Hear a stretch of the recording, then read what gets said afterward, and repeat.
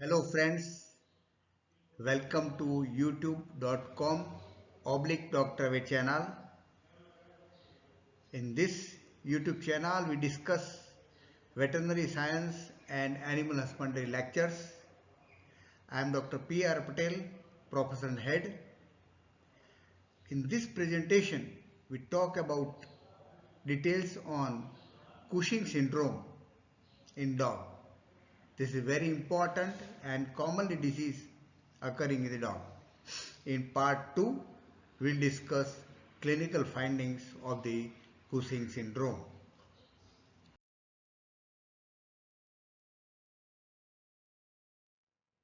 Friends, we are discussing clinical findings of the Cushing syndrome.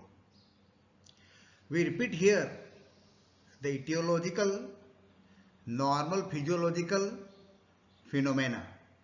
Just to remind you, it is very much important. HPA axis you already know, in the part 1 we have discussed. That is the hypothalamic pituitary adrenal gland axis, that is HPA axis.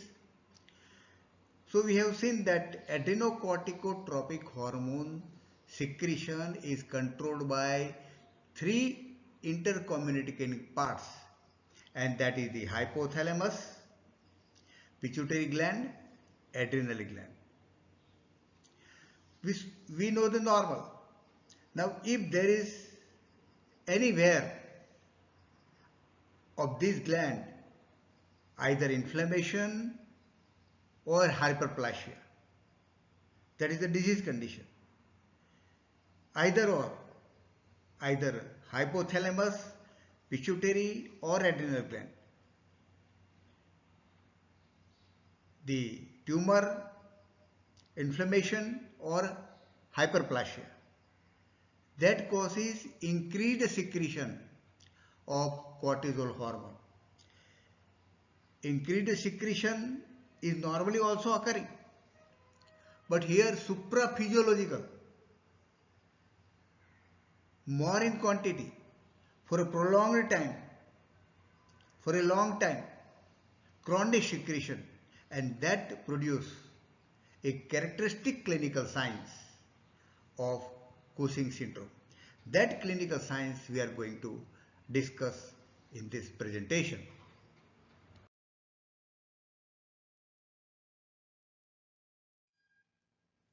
We have discussed how and why the signs developed. The signs developed due to either tumor or hyperplasia, either in hypothalamus, pituitary or adrenal cortex. That produces a set of characteristic clinical signs.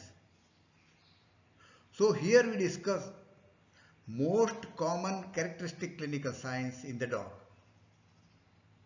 The signs are polydipsia, that is abnormally increased thirst. Animal wants more water. Water intake of the dog is increased 2 to 10 times the normal. Another important sign is a polyuria. This is due to interference of antidiuretic hormone by cortisol. Cortisol is the main default. Increased cortisol interference with antidiuretic hormone, that leads to polyuria. Polyuria is secondary to polydipsia also. When the animal take more water, there is more polyuria. Third important sign, polyphagia, that is excessive appetite or overeating by dog. The eating or appetite is abnormal and ravenous. Animal become excessive hungry. Animal become greedy for food. So sometimes animal consumes abnormal food also. Another important sign, panting, and that occurs in dog only. That is increased respiration rate. So these 4P, polydipsia, polyuria, polyphagia and pending are characteristic signs.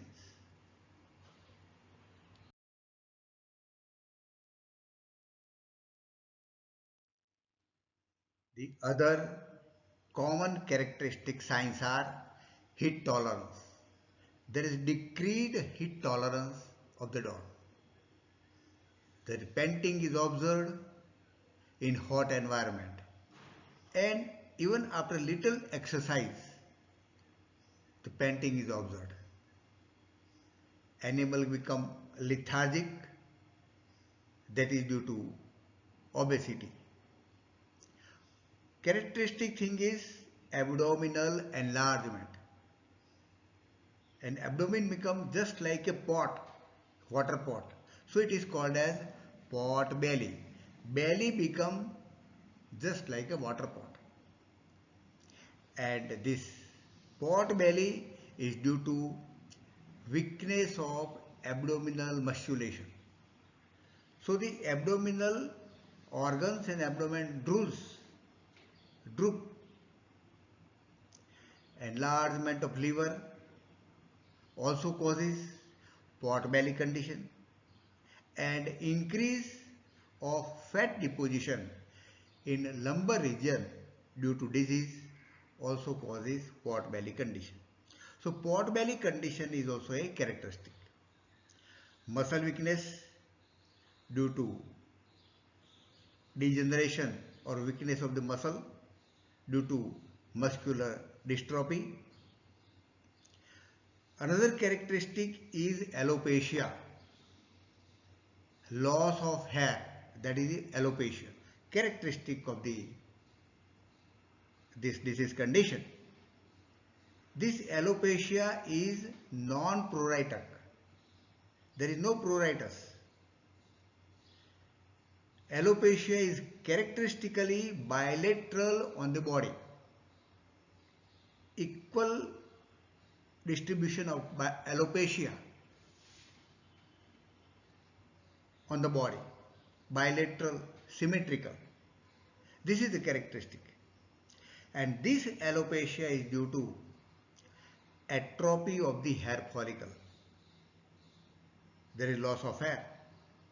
Loss of hair from more frictional areas. Where there is more friction, there is loss of hair.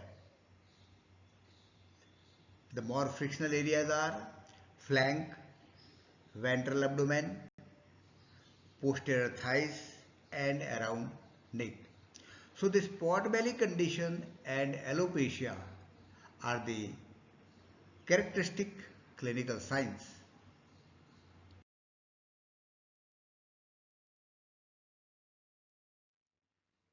Friends, in this Cushing disease, characteristic skin lesions are observed. Characteristic. The skin become very thin. A clinician can palpate a very thin papery skin. The skin become wrinkling.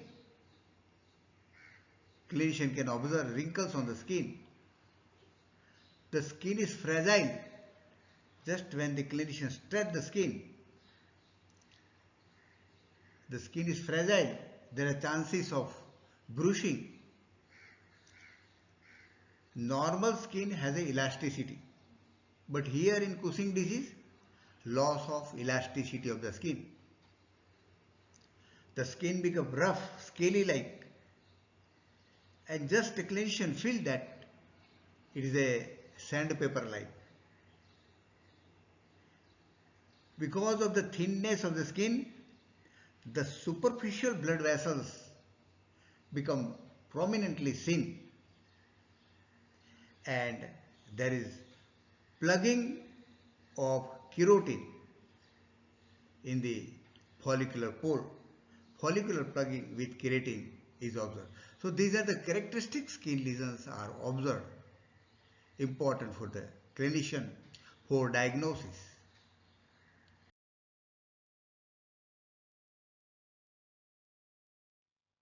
We talk about characteristic clinical signs. The other characteristic clinical signs are phebectaceous. Here there is erythematous vascular lesions over thigh region. Why there is vascular lesions? We have already seen. A hematoma occur on a venipuncture. The skin vein become very sensitive. On skin, clinician finds comedones. The comedones are small black bumps or blemish on the skin. So comedones are observed and they are many in number. They are the small black bumps or blemish appearance on the skin. And comedones are observed mostly on the central abdominal part. These comedones are nothing but a plug of sebum in a skin pore. Next sign is bruising. Skin become thin, fragile, very loose. So there are all the chances of bruising. That is due to increased vascular fragility of the skin. Another important thing observed is delayed wound healing. The skin loses its inflammatory response and due to this there is delayed wound healing.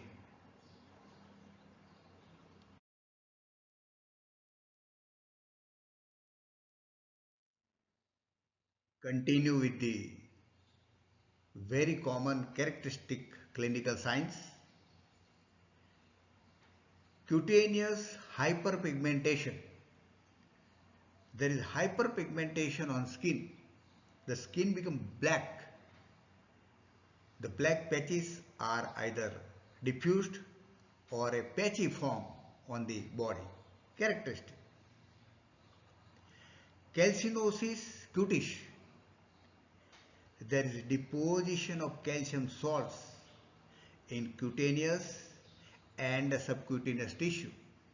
Clinician can feel it, the grittiness in the skin or under the skin, subcutaneous tissue. Seborrhea. There is excessive secretion or discharge of the sebum from the sebaceous gland.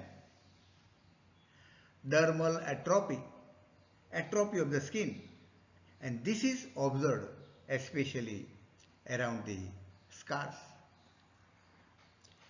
Pyoderma, due to suppression of the immunity due to pathological lesions in the skin, the skin becomes more sensitive to bacterial infection and pyoderma is observed.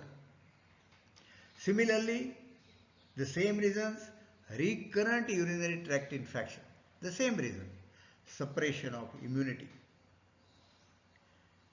Secondary demodecosis, the demodex parasite invade the skin and this is due to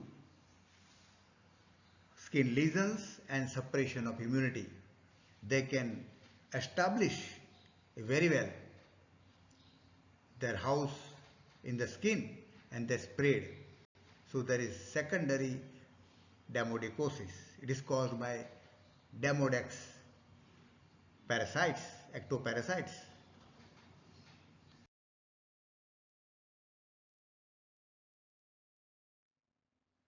Friends, we have seen many characteristic common signs of Cushing syndrome.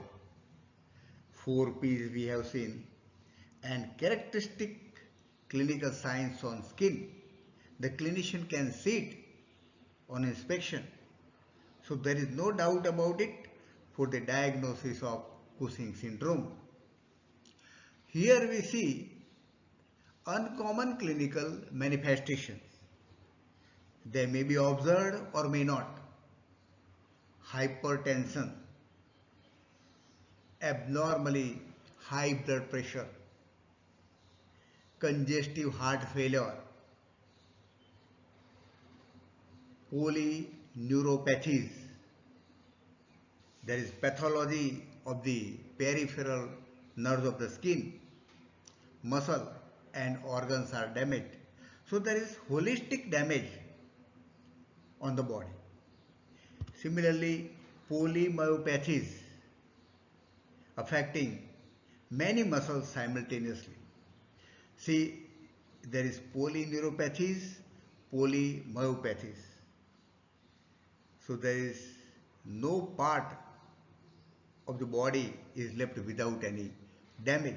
That much serious is the Cushing disease.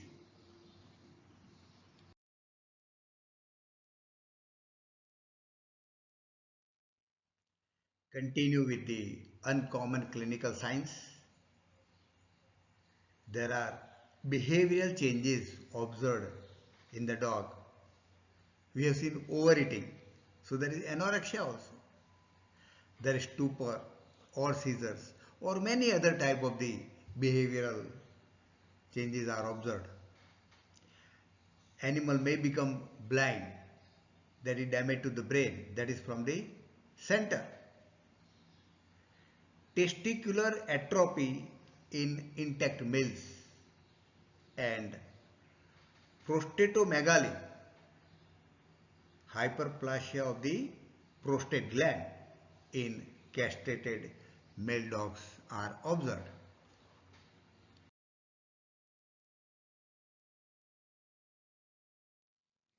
Friends, it is highly requested to share this information to veterinary friends and veterinary students.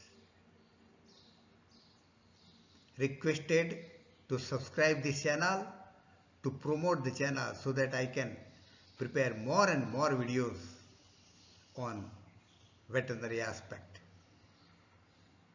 Please press a like button if you like the presentation. Thank you very much for observing this video.